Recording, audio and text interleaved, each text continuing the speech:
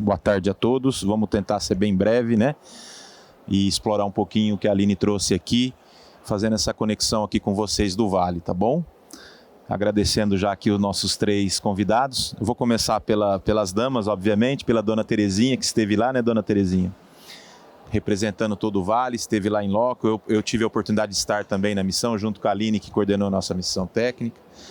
E aí, dona Terezinha, de forma bem prática, o que a senhora viu lá, que a senhora já trouxe para cá, já implantou, ou está pensando em implantar? Enfim, conta um pouquinho aí para o nosso público essa experiência lá em Portugal e a conexão aqui com o Vale. Boa tarde a todos, a todas. Eu tinha essa felicidade de acompanhar todo esse turismo que nós fizemos em Lisboa, com o Sebrae, com a ajuda, com a Aline, né? A Aline mostrou tudo o que nós vimos aqui, que ela mostrou para nós agora. Eu vivi lá em Portugal, em Lisboa. Foi muita emoção. Eu, uma pessoa tão humilde, tive essa oportunidade. Vi muitas coisas, muitas experiências. Aqui se falou, né? A palavra experiência. Tive muitas experiências, muitas vivências, né? Que a gente trouxe para mim, comigo, e algumas coisas eu pratico, o que eu vi praticava aqui no sítio. Eu falei, eu estou no caminho certo. Algumas coisas e outras não, esse preciso corrigir, e a gente vai, né, aprendendo muitas coisas. Uma das coisas que eu me identifiquei muito foi quando nós fomos visitar o azeite Amor é Cego. É uma família, né? Como sou nós, eu sou na minha empresa. História, conta-se muita história, né? Nós temos histórias muito bonitas aqui no nosso sítio. Aquilo me animou bastante. Falei, estou no caminho certo, né? E todos nós aqui tem histórias para contar. Valorizar a nossa história. A história dentro do turismo é muito importante, né?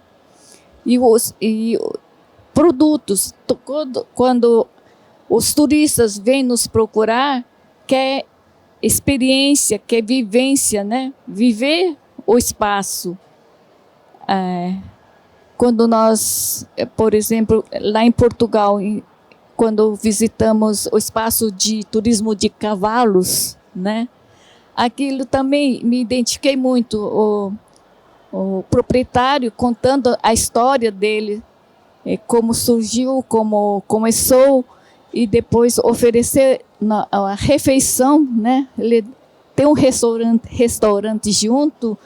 Enquanto que ele estava conversando com a gente e fomos almoçar no restaurante dele, ele estava lá de novo, né? Oferecendo, cozinhando, participando de todo o processo. É chamada outra vez. Muito bacana, dona Terezinha. E aí, Aline, eu quero pegar esse ponto do storytelling que a dona Terezinha falou, que você trouxe, né? Então a gente está aqui já de uma marca que está se consolidando, que é o Dagosto Cerdo Ribeira, né? Então já temos uma etapa muito importante que é da marca construída por storytelling. E a pergunta que eu te faço, para a gente refletir junto com a plateia, é como fazer o storytelling do Dagosto Cerdo Ribeira impregnar em todo mundo aqui do Vale. Então, eu vou sair daqui, vou no primeira lanchonete que eu vou ali, o garçom, quando eu falar para ele me contar o storytelling do Dagosto Cerdo Ribeira, ele vai conseguir me contar. Se eu for pegar um transporte, seja privado, um Uber, um táxi, ou mesmo transporte coletivo, se eu perguntar para eles da marca como é que ele vai saber contar essa história, e assim por diante. Como é que a gente pode trazer um pouquinho dessa reflexão aqui para o Vale? Bom, é uma pergunta complexa, dá quase uma tese de doutorado, mas vamos por etapas, vamos lá. Eu acho que tem várias formas. A primeira forma é só divulga e só vende quem conhece. Então, se eu pudesse dar um conselho para os empresários que estão aqui, incentivem a população do Vale a conhecer o negócio de vocês. Facilitem a entrada dos valentes no negócio de vocês. Porque quem conhece, divulga, né? E aí, quando vocês receberem a comunidade, vocês vão contar a sua história. E eles vão saber contar essa história quando eles chegarem em casa, para o pai, para a tia, para o vizinho. E isso vai materializando a história, vai virando de todo mundo, né? Vai consolidando a marca. Então, um primeiro ponto, sem dúvida nenhuma, o valente precisa conhecer o Vale. E é a responsabilidade, sim, nossa, dos empresários, facilitar esse acesso e valorizar esse acesso. Tem um segundo ponto, que é trabalhar com esse público que está aqui hoje, que vocês estão ouvindo o barulho, que é a criançada, né? Se a criançada conhecer a história, valorizar a história e sentir que elas são valentes e que dá gosto ser do Ribeira mesmo, elas vão levar isso para dentro de casa, né? Elas vão contar para a família, né? Elas vão envolver o pai, envolver a mãe e vão ajudar a divulgar e a consolidar essa marca.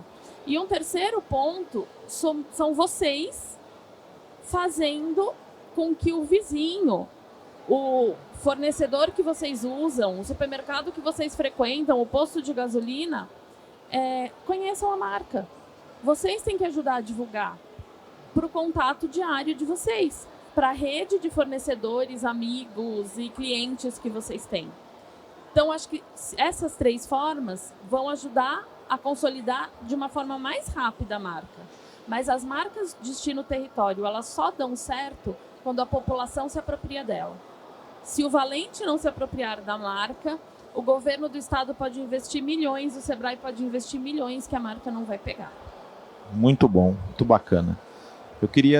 Nós falamos um pouquinho aqui com um viés mais do empresário, e eu queria trazer a discussão um pouquinho, a Aline passou no começo da palestra dela, e os painéis anteriores passaram por essa temática da relação governança, poder público, empresário, né? E a Aline trouxe aqui, logo no começo, a questão da inovação, né? Da inovação linkada com o turismo, e o Fabião, que é nosso coordenador lá, estadual de desenvolvimento local, mas também é doutor pela USP, fez o doutorado, e tem esse pé também na academia, Fabião. A gente vê um pouquinho, interessante, eu vou te trazer 2 cenários aqui. A temática do turismo aqui no Vale é muito forte, está crescendo. A temática do turismo no estado de São Paulo está muito forte, está tendo essa retomada. E a gente tem aqui em São Paulo os parques tecnológicos. Bons parques tecnológicos, muito bons parques. Então a gente tem de São José dos Campos, que é um parque bem bacana, que lá estão as startups, etc. A gente tem de Ribeirão Preto, a gente tem os de São Paulo, da USP.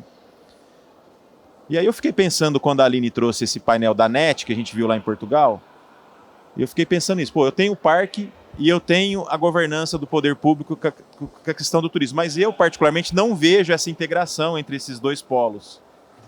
Como é que você faz uma reflexão sobre isso? Que caminhos que a gente pode dar para essa integração e que resultados a gente pode colher daí? Bom dia, pessoal. Também queria agradecer aqui o espaço, o convite, e aprendi bastante já, né, nessa manhã rica. Eu acredito, Rodrigo, na tua pergunta, que esses municípios, como registro, né, tive a oportunidade de passar esses 2 dias excelentes aqui, eles têm ao longo da história, tem alguns pontos de virada positivos. E a gente precisa saber reconhecer esses pontos de virada que fazem eles acelerar, né, uma aceleração daquilo que podia acontecer só em 50 anos, e às vezes acontece em 4, 5. Eu acredito um pouco nisso, assim. Depois eu falo por quê. A gente não pode se abrir mão, quando chega nesse estágio que aconteceu com o Dagosto Cedo Ribeira, mas não só isso, né? A gente teve a exposição aqui de pessoas, por exemplo, da Polícia Rodoviária Federal, que mostraram como um elemento que é a logística da estrada pode ajudar no processo. Então você tira o estigma do passado com um trabalho, né, com o investimento do Estado, etc. E aí você tem que saber aproveitar. E quem faz a revolução são pessoas como a dona Terezinha. Só que ela tem que estar incentivada. Quem incentiva? Quem está na cabeça das instituições. Então, se a gente não tiver na cabeça... Não é só a prefeitura que eu estou falando agora, né? Eu estou falando do sistema S como um todo. Eu estou falando de uma universidade que pode ser privada ou pública, que está jogando, ou está no município, está jogando com o município. Estou falando das entidades ligadas ao Estado que têm a representação, como os gestores dos parques.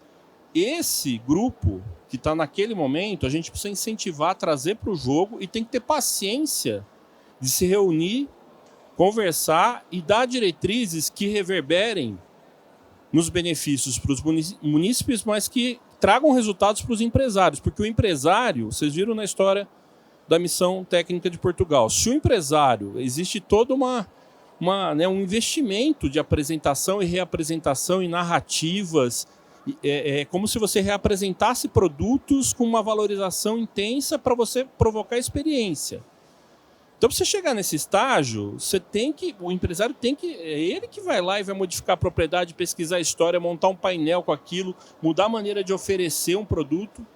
Então, não pode perder esse time das boas lideranças, das cabeças que estão à frente das entidades, soprarem a favor dos empresários se sentirem confiantes para investir, reinvestir, buscar mais resultado mesmo com o fluxo, porque se só vai ter fluxo se você tem esse efeito boca a boca depois de quem veio, como eu. Eu confesso para vocês, não conhecia registro, conheço pela história, por ter estudado, por saber do Vale do Ribeira, associar o Vale do Ribeira à questão da banana, por exemplo, mas eu não conhecia. Você vem e constata um processo gradual de quererem acertar, de tangibilizar a história, de valorizar. Você vê uma unidade como essa do SESC, como ontem a gente viu aqui, isso é um presente para a cidade. Isso revoluciona e modifica a relação do munícipe com o local, né? E faz com que todo mundo confie que a gente precise soprar esse vento juntos. Isso é fácil de falar, mas é difícil de fazer, né? O Sebrae, para fechar minha fala, ele tem acreditado em alguns pilares nessa questão, né? Que são um pouco mais pelo lado do desenvolvimento econômico mesmo, porque o Brasil e os municípios têm questões de segurança, saúde, né, educação, que são complexas, né? Mas pelo lado do desenvolvimento econômico, não pode deixar de pensar, né, em inclusão produtiva, e aí eu falo de formalização de pessoas. Mas eu não quero me formalizar, etc. Existe já a gente já passou desse patamar no país. Se um informal, ele precisa considerar que ele possa ser um MEI, né, ou um produtor rural ser legalizado. O artesão ser registrado lá dentro dos órgãos competentes. Então, inclusão produtiva é importante. Educação empreendedora é isso. A Aline acabou de falar. A gente trouxe, né, a organização do evento aqui, o Sebrae, a prefeitura, trouxeram as escolas, os estudantes aqui. Isso é um investimento para você querer com que as pessoas fiquem aqui, trabalhando aqui, empreendendo aqui daqui 10 anos. Porque elas vão valorizar, elas vão ser retidas aqui porque elas acham que tem a oportunidade de ficar no lugar. Senão elas vão embora do lugar para Curitiba e para São Paulo. Não é verdade? Estou falando alguma mentira? É isso. Você precisa pegar a criança aqui de 6 anos e falar sobre o turismo, e falar dos benefícios, falar o que é o da Agostinho, e ela precisa ver isso. Né? Então, inclusão produtiva, educação empreendedora, digitalização e transformação digital das cidades. O bacana para o turista, né? Vou me colocar como consumidor. Eu tive há pouco tempo no interior do Maranhão, aí, de férias, e fui lá fazer os lençóis. O bacana do turista é você estar lá, né, no destino, assim, ou no acesso, mas não perder o privilégio de você ter o acesso e querer ver alguma coisa na internet, registrar e mandar. Você tem que conciliar esses dois mundos. Você quer fazer um check-in num restaurante que você vai à tarde. Precisa pensar nisso. Quais os investimentos que a gente precisa para deixar a economia digitalizada, o empreendedor digitalizado? Porque senão quebra a corrente. Não sei, não, só com dinheiro. né, que você vai comprar lá na farmácia, não, aqui só com dinheiro. Não, quebrou. Né? Eu paguei por Pix a minha passagem de carro numa balsa, ali no Maranhão, num riacho. Na hora. Sem atrito e sem fricção. Então existe no Brasil isso. Não é que a gente fica falando de Portugal, Europa. Eu tive 2 vezes em Lisboa, salta aos olhos, né? Mas é hora de usar aquela tua expressão. Vamos tirar o complexo do vira-lata. Entendeu? Da Dagosto do Ribeira, investimento há 5 anos, assim, já pegando essa boa onda do município, com as boas lideranças, você tem que trocar o chip, acelerar. Você tem que acelerar e trocar. Então, digitalização dos municípios, né? O investimento conjugado com políticas públicas, você nunca vai poder abrir mão da entidade pública nesse meio, incentivando, facilitando as questões burocráticas. E eu acho que para os empresários, fechando, que a gente trabalha muito com os empresários, com os programas aqui de impacto nos empresários, é a inovação. Então aqui a gente viu muitas coisas que não são difíceis de fazer, a Aline demonstrou, mas é inovação reapresentar um bom produto. É jogar uma luz, é montar um display, é criar uma oferta, é criar a vontade de você acabar de fazer a visita na propriedade do azeite e comprar o azeite. Isso não tá distante da gente, mas precisa ser feito. Mas a gente está no caminho. Fiquei muito, muito surpreso positivamente da gente ver o Vale do Ribeira com essa pegada. Tá joia. Em função do tempo, eu vou encurtar aqui, vou fazer as 3 perguntas para os 3 convidados, a última, e a gente já vai para a próxima temática. A pergunta é bem simples, vou começar pela Aline agora, depois a dona Terezinha e o Fabião termina. A pergunta é bem simples, Aline. Por que Dagosto Ser do Ribeira? Dagosto Ser do Ribeira porque você é muito bem recebido, porque você come muito bem, porque você tem experiências naturais incríveis, porque é o lugar que te faz fugir da rotina, relaxar e querer ficar aqui para sempre. Muito bacana. Dona Terezinha. E porque tem o chá da Dona Terezinha também. Já encomendei uma caixa. Dona Terezinha, a senhora como moradora local, uma experiência de vida fantástica, inspiração para nós, né? Por que Dagosto Ser do Ribeira? Dagosto de Ser do Ribeira, por ter toda essa diversidade, né? O que nós temos para oferecer para os turistas, né? E cada propriedade privada que tem, se inovando, né? Procurando atender os turistas cada vez melhor, pela ajuda dos S's, né? Que o Sebrae, Sesc, Senac nos ajuda muito nesse sentido. Por tudo isso, Dagosto de Ser do Ribeira. Muito bom. E aí, Fabião? Esses 2 dias que você vivenciou, nunca tinha vindo, né? Olhando o Press Trip e o Fan Tour, que foi uma questão...